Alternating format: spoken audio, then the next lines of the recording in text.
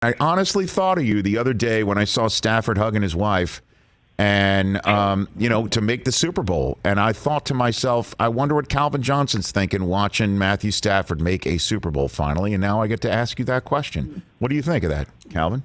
No, that's great. I'm happy for the kid, man. Like when we were in Detroit, the years that we were trending towards playoffs, we knew we had the team that we felt. Well, like I said, we knew because we never got to the championship game, but we felt like we had a team that could take it all the way. Especially, and a lot of that was because we had a great quarterback. And what did you see at the time in Matthew Stafford that we're all seeing right now for the country to witness, Calvin? The first thing for me was just his toughness, and I saw that, his first 2 years. The kid, he messed up his shoulder. He had multiple injuries. He played through them, and, got to see that. But not only that, the guys that showed up earliest in the facility, like Dominic Raiola, I was one of those guys, and you saw Matthew start to, follow the trend. He started to hang out with the pros that were really trying to do it right. And it was just really an effort of him just trying to, become the best version of Matthew on the field. What do you mean by hanging with the pros who are doing it right? Put a little bit more meat on that bone. If you know how everybody says, when you get to the league, you'll find the pros that are really, the pros get up under his wing and just learn how to take care of yourself, take care of your body, take care of yourself on and off the field. Those are the true pros. Now, I'm sure you've heard this too, Calvin, certainly after the Rams made such a trade. I mean, a significant trade to trade away their guy who they'd not only drafted first overall, but had already bestowed that very lucrative second contract on to acquire Matthew Stafford. And the general sense is, yeah, but he's never done it before. What did you think of when you heard that conversation when he got to the Rams? You mean like that Matthew's never been there before? Yeah, and so... Yeah, I mean, everybody got to start somewhere, I know, but the thing is, I know Matthew wants to be great. I know Matthew wants to be the best at what he does. And in trying to be the best at what he does, I mean, that just comes, him being the best at what he does comes with them being where they are today. Calvin Johnson here on the Rich Eisen Show. Did you reach out to him? Have you connected with him since it? Yeah, I've been chopping it up with Matt. I hit him up every now and then. I hit him after the game the other day. Just happy. I just said championship. That's all I said. Just extremely happy. I'm not going to talk to him this week. I just want him to go out there and get the job done.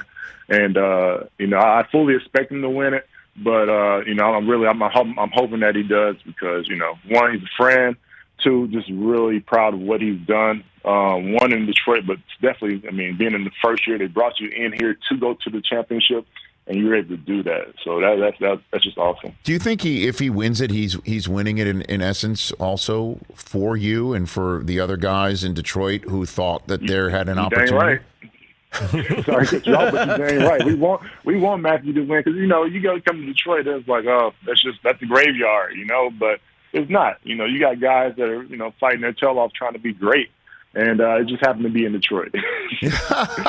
No, but the narrative that it's Detroit and you can't win there. I mean, part of that is a lot of people ascribing your retirement to something like that. Is that fair, Calvin, to say? No, it's not my retirement. I mean, the team was in a rebuild mode when I retired. It was they got rid of our D line. The team was. I mean, Matthew was still there, but it's more than just Matthew. Obviously, it takes a lot of other parts.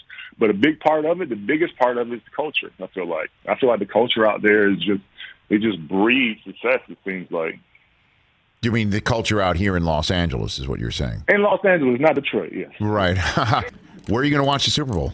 Where are you going to be watching it? I will be in Georgia watching it with the family. Okay. Watching Matthew take down the surging Bengals. Okay. And what would it mean to have Matthew Stafford hoist a Lombardi Trophy watching that? What would that mean for you? Man, I don't know. I just got a chill run through me when you said that, man. I feel like it's going to be part mine, too, because that's my teammate. But no, I'm going to be extremely happy for the guy. I'm going to try not to shed a tear. It might get a little emotional, but no, I'm going to be extremely happy for him because I know he's been through a lot, not only just obviously on the field, but with his family. So, yeah. Well, I mean, there's a lot of people who say if he does that this coming, or this next week, that he would have a bust in the same room as you, Calvin Johnson. Would you agree with that, or you'd think? I would say the same thing. I would say the same thing. I mean, the thing about quarterbacks, the main thing for quarterbacks is winning that championship, really. I think that's the big. barrier for them. Obviously, having success in the regular season, Matthew's had that. He has the big arm, all that. So you should just adding this to, I think that would solidify his position. I do. Hey, you watched all the way to the end. Thanks for that. Watch more right here.